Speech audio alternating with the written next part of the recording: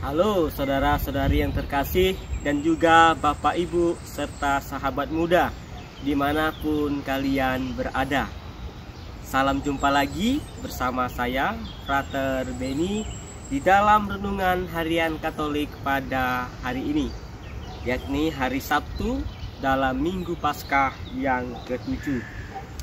Saudara-saudari yang terkasih, Injil yang akan kita renungkan bersama pada hari ini kita ambil dari Injil Yohanes bab 21 ayat 20 sampai 25. Saudara-saudari yang terkasih, di dalam bacaan Injil hari ini mau menceritakan tentang murid Yesus yang dikasihi dan kata penutup dari Injil Yohanes. Saya ingin bertanya kepada Anda semua, mengapa kita sering membandingkan diri kita dengan orang lain? Apakah kita iri pada mereka yang tampaknya lebih beruntung daripada diri kita sendiri? Dan di sini Petrus mempertanyakan tentang masa depan Yohanes. Dan mengapa Petrus mempertanyakan hal itu? Hal ini bisa kita lihat dalam teks pada Injil hari ini yang berbunyi demikian. Ketika Petrus melihat murid itu, ia berkata kepada Yesus, "Tuhan, apakah yang akan terjadi dengan dia ini?" Saudara-saudari yang terkasih, Yesus telah meramalkan bahwa Petrus akan menderita dan mati sebagai martir karena imannya. Tetapi bagaimana nasib Yohanes? Yesus tampaknya mengindikasikan bahwa Yohanes akan berumur panjang. Bahkan ia hidup lebih lama dari semua rasul lainnya.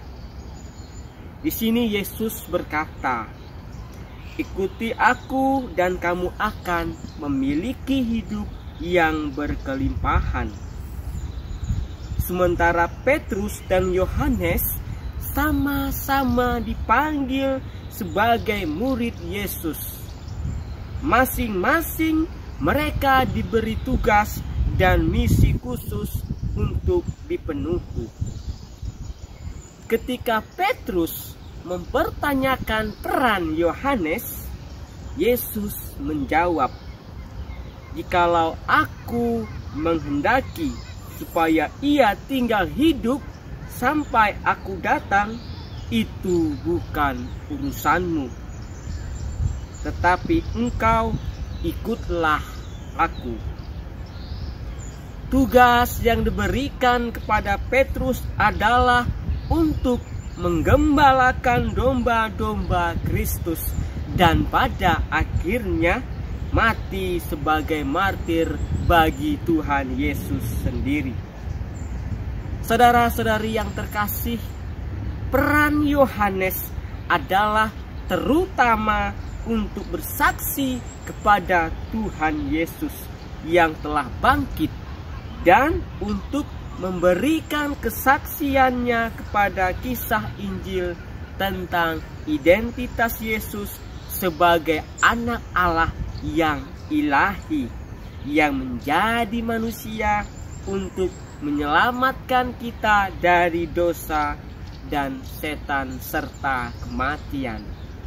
Saudara-saudari yang terkasih, Yohanes hidup lama sekali dan menulis Injil sebagai kesaksiannya akan kenyataan kebangkitan Yesus yang tidak bisa dihentikan. Yohanes mengakhiri Injilnya dengan ucapan yang sangat mencengangkan yang berbunyi demikian, "Masih banyak hal-hal lain lagi yang diperbuat oleh Yesus, Tetapi jikalau semuanya itu harus dituliskan satu persatu, maka agaknya dunia ini tidak dapat memuat semua kitab yang harus ditulis itu.